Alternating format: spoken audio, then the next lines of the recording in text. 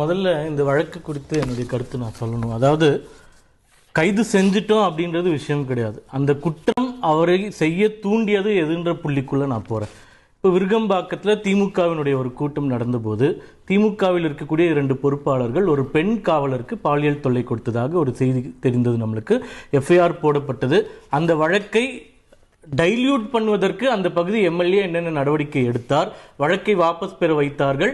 இன்று வரை அந்த வழக்கில் யாரும் தண்டிக்கப்படவில்லை அப்படின்றத முதல்ல சொல்கிறார். அதாவது பெண் காவலருக்கு பாலியல் தொல்லை கொடுக்கப்பட்ட வழக்கிலேயே திமுகவை சார்ந்தவர்கள் மீது எந்த நடவடிக்கையும் எடுக்கல. முதல் பாயிண்ட். இரண்டாவது, நீங்க சொன்ன அமைச்சரே தான் சொல்றாரு அவர் திமுகவில் எந்த பொறுப்புமே இல்லைன்னு சொல்லிட்டு. நாங்க ஆதாரங்களை அம்மாவும் காமிச்சாங்க, நானும் காமிக்கிறேன். மீண்டும் சொல்வதற்கு காரணத்தை சொல்லிடுறேன். இப்போ இந்த ஞானசேகரனை பத்தி இன்னும் 2 தகவல் நான் உங்களுக்கு சொல்றேன். அடையாறுல இவர் நடத்திட்டு வந்த பிரியாணி கடை ரோட அடைச்சி நடத்திட்டு இருந்தார். அப்ப அந்த பகுதியில் இருக்கக்கூடிய ஒருத்தர் வந்து காவல் நிலையத்தில் புகார் கொடுக்கிறார். புகார் கொடுத்தவரை வீடு பூந்து தாக்கியவர் ஞானசேகரன். அந்த வீடு பூந்து தாக்கியதற்கு வழக்கு பதிவு செய்யப்படாமல் அவரை விடுவித்தது விநாயகமூர்த்தி என்கின்ற அந்த பகுதியை சார்ந்த திமுக வட்ட செயலாளர். ஒரு நிமிஷம் இருக்கு, ஆதாரம் எல்லாம் 23க்கு அப்புறம் அவர் மேல கேஸ் இல்ல. இப்ப நடந்தது நான் சொல்லிட்டு இருக்கேன். நான் பேரோட சொல்றேனே, தப்பா இருந்தா அவங்களை வந்து கேஸ் போட சொல்லுங்க. விநாயகமூர்த்தி திமுகவினுடைய வட்ட செயலாளரின் தலையீடால் அந்த வீடு புகுந்து அடித்த நிகழ்வில் எந்த வழக்கும் இல்லாமல் பார்த்துக் கொள்ளப்பட்டது. அடுத்தது இந்த சம்பவம் இருக்கு இல்லைங்களா, இப்ப நடந்திருக்கக்கூடிய சம்பவம். சந்தேகத்தின் பெயரில் இவர் கைது செய்யப்பட்ட போது 172வது வட்ட செயலாளர் திரு சண்முகம் ஹரிக்குமார் என்ற காவல் அதிகாரி இவரை கைது செய்து போகும்போதும் அவர் இன்ஃப்ளூயன்ஸ் பண்ணியிருக்கார். இதெல்லாம் எதுக்கு சொல்றேன்னா, இந்த தவறு செய்வதற்கு தூண்டியது அந்த ஆளும் கட்சியினுடைய சப்போர்ட் நம்மளுக்கு இருக்கு, நம்ம எதுவும் பண்ண முடியாது அப்படின்ற அதிகாரம். ஒரு நிமிஷம், இதோ ஆதாரம் இருக்கு. அவரு திமுக அமைச்சர்களோட துணை முதல்வரோட இருந்தது.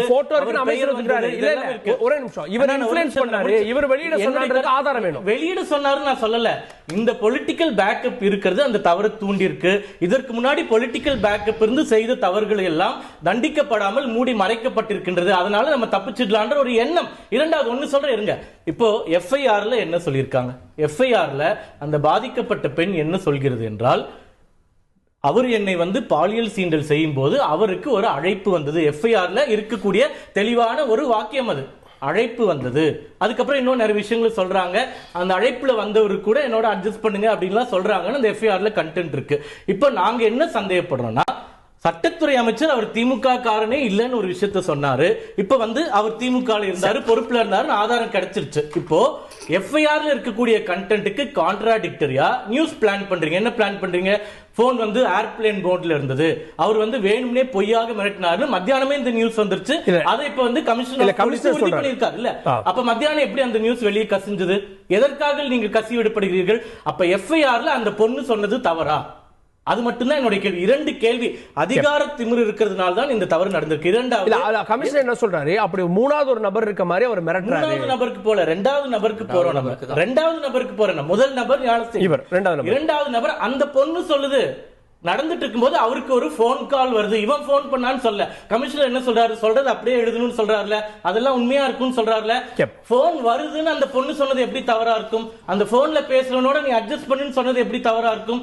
அப்ப நீங்க எதை மூடி மறைக்க பாக்குறீங்க? ஏன் நீங்க மூடி மறைக்கிறீங்கன்னு சொன்னா, இதற்கு முன்னாடி நீங்க இந்த வழக்குல சொன்னது எல்லாமே தவறா இருக்கு. கட்சிக்காரனே இல்ல, நீங்க கட்சிக்காரன் பொறுப்புல இல்ல, நீங்க பொறுப்புல இருக்கா, அமைச்சர்களோட அவ்வளவு ஈஸியா பழகிட்டு இருக்கா. இப்ப அம்மா சொன்ன மாதிரி அதுல ஒரு நிமிஷம், யாரு வேணா யாரு இன்னைக்கு பத்திரிகையாளர் ஒரு வாக்கியம் சொல்றாங்க. இந்த ஞானசேகரன் அண்ணா யூனிவர்சிட்டிக்குள்ள நுழையும் போது அங்கே காவலுக்கு இருக்கக்கூடியவர்கள் சல்யூட் அடிப்பார்கள் அப்படின்னு சொல்றாங்க. இந்த ஒரு குற்றவாளிக்கு சல்யூட் அடிக்கிற அளவுக்கு நீங்க இடம் கொடுத்து வச்சிருக்கீங்கன்னா, சரி இன்னொரு கேள்வி கேட்கிறேன். 20 வழக்கு இருக்குன்னு சொல்றாங்களே, 20 வழக்குல இருக்கக்கூடிய ஒருத்தரை எப்படி நீங்க திமுகவில் இவ்வளவு க்ளோஸா வச்சிருக்கீங்க? துணை முதல்வரோட எப்படி நெருக்கமாக புகைப்படம் எடுக்கிறான்? எப்படி அவனுக்கு பதவி கொடுத்தீர்கள்? அப்ப நீங்க கிராஸ் செக் பண்ண மாட்டீங்களா? 20 வழக்கு இருக்கக்கூடிய ஒரு குற்றவாளிக்கு எப்படி திமுகவில் பொறுப்பு கொடுத்தீங்க? இங்க இந்த பாதிக்கப்பட்ட பெண் இந்த பிரச்சனையை பத்தி பேசுறப்போ அண்ணாமலை அவர்கள் வந்து நான் சாட்டையடி போராட்டம் நடத்துவேன், காலனிய இனிமே கழட்டிடுவேன் அப்படின்றது இது முற்றிலும் அரசியல் மயமா பார்க்கப்படாதா? பிரச்சனைக்கு குரல் கொடுக்கிறாரா இல்ல இத பொலிட்டிக்கலா அவர் எடுத்து மைலேஜ் ட்ரை பண்றாரான்னு வரும்? இல்ல, கன்ஸ்ட்ரக்டிவா பேசுங்கன்னு சொல்லும்போது கன்ஸ்ட்ரக்டிவா எது பேசினாலும் இவங்க காதுல வாங்கிக்கிறதே இல்லையா? இப்போ உதாரணமாக அண்ணா யூனிவர்சிட்டியில சிண்டிகேட் மெம்பரா திரு உதயநிதி ஸ்டாலின் அவர்கள் 2021ஆம் ஆண்டு நியமிக்கப்பட்டார். 3 ஆண்டுகள் அந்த பதவியில் இருந்தார்.